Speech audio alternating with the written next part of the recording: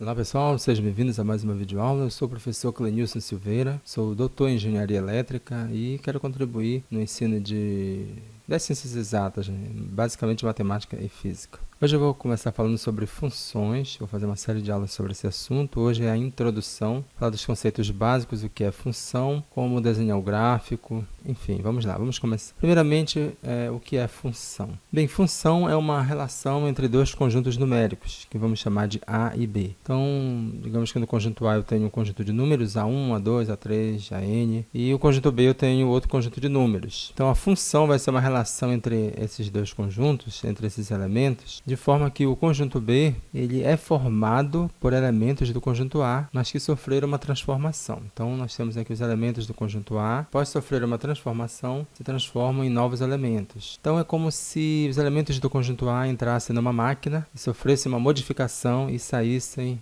modificados. Então, vamos comparar a função com uma máquina qualquer que transforma, faz alguma transformação ou modificação. Então, por exemplo, uma máquina de moer carne, né? Então, nós entramos com a carne aqui, pedaços de carne, e após inserirmos esses pedaços de carne no moedor de carne e executarmos a função, que é moer a carne, como é que a carne sai? Moída. Então, o moedor de carne é uma função que executa uma operação ou uma modificação nos elementos de entrada. Os elementos entram de um jeito e saem de outro. Então, a função é como se fosse uma máquina que transforma os elementos de entrada em outros elementos modificados. Imaginem só uma função, por exemplo, uma função casamento, né? Então, todos os elementos que entram na função casamento saem casados, né? Será que você vai gostar dessa função na sua vida? Talvez alguns sim. Ou se você é casado e sai solteiro, então, a função sei lá, divórcio, descasamento, sei lá. Imagine também que você entra magro e sai gordo, você ia gostar disso? Ou entra gordo e sai magro.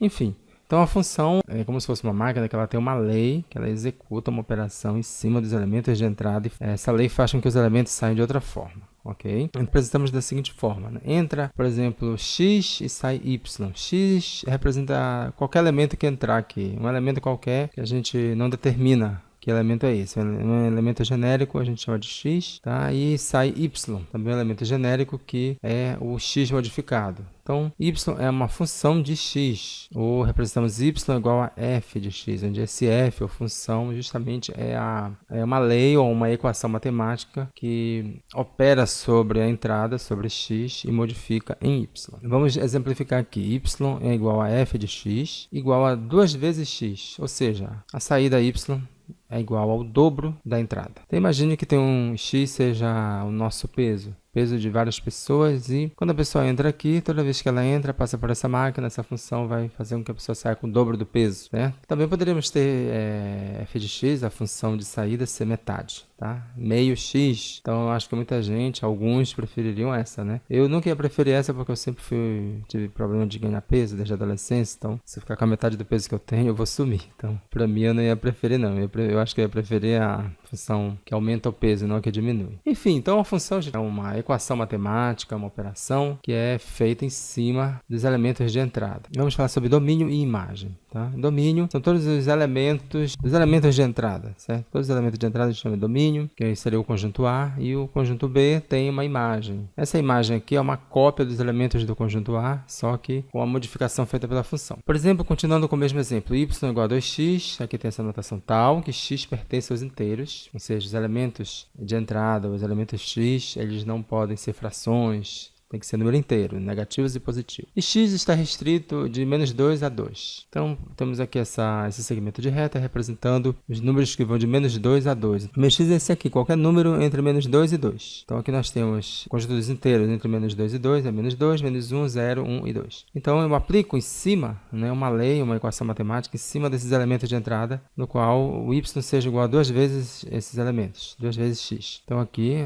após a aplicação, eu tenho o dobro, os elementos que são o dobro dos elementos de entrada, ok? Também podemos representar dessa forma. O conjunto A tem os elementos aqui, né, do domínio, né, que são aquele conjunto de números que vai de menos 2 a 2 dentro dos inteiros. E aqui temos essa seta que parte dos elementos aqui do conjunto A para o conjunto B, no qual é executada a operação ou a função y igual a 2x. Então, o menos 2 vira menos 4, o menos 1 vira menos 2, o 0, o dobro de 0 é 0 e assim por diante. 1, o dobro de 1 é 2, o dobro de 2 é 4. Então, nós temos aqui, gente, todos esses elementos do conjunto A é o domínio, ok? Todos os elementos do conjunto B que receberam setas de elementos do conjunto A são a imagem. É como se fosse uma cópia desses elementos transformados por essa função, tá? Então, aqui fica uma imagem. Outra forma de representar funções é essa aqui, ó. Temos essas três formas de representar, que a gente chama notação, né? Qualquer uma dessas formas aí está correta e vocês vão ver nos livros.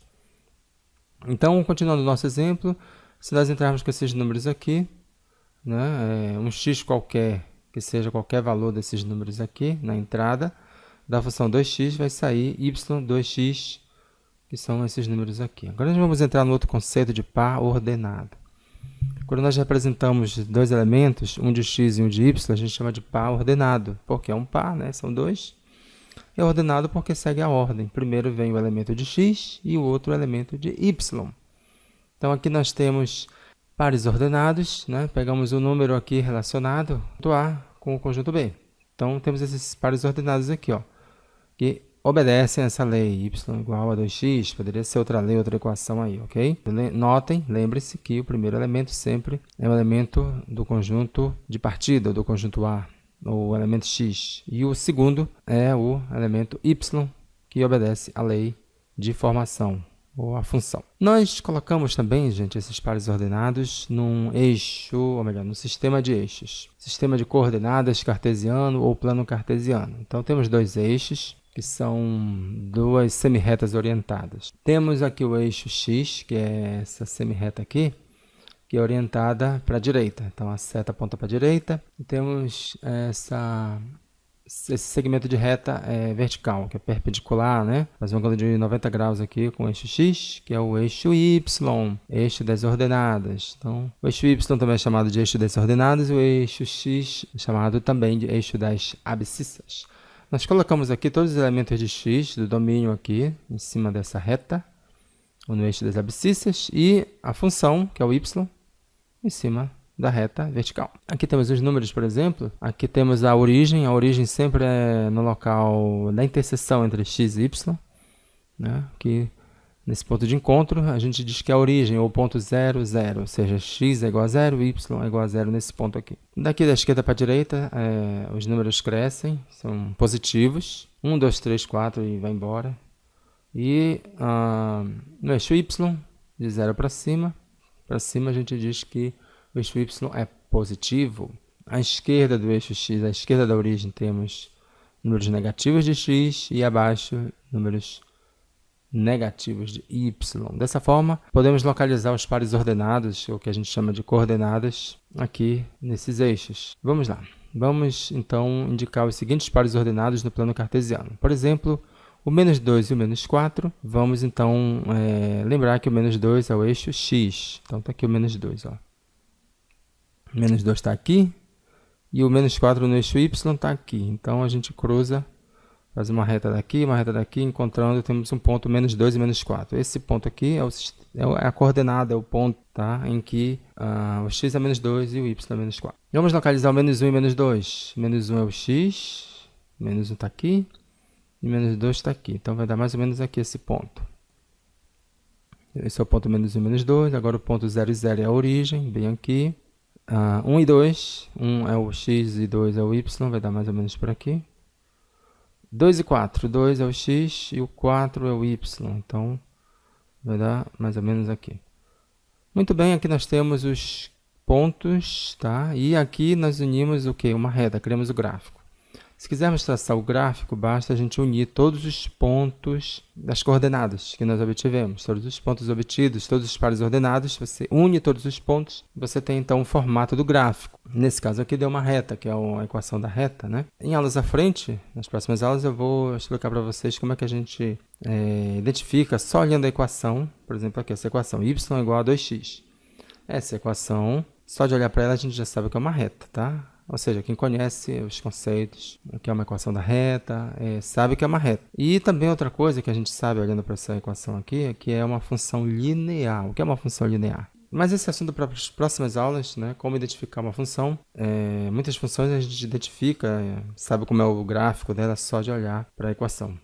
Certo? Se ela é assim, se ela é uma reta, se é uma reta deslocada, enfim. Mas isso é assunto para a próxima aula, espero que tenham entendido, gostado. E por favor, se vocês gostaram da aula, dê um like. Se inscreva no canal, ative o sininho para notificações. Se gostou também, compartilhe com outras pessoas. Se você tem dúvida, não entendeu nada, comente lá, diga não entendi nada, explique de novo. Ou não entendi esse ponto, aquele outro ponto. Por favor, fiquem à vontade para dar sugestões, inclusive para novos tópicos. Muito obrigado pela atenção e até a próxima aula.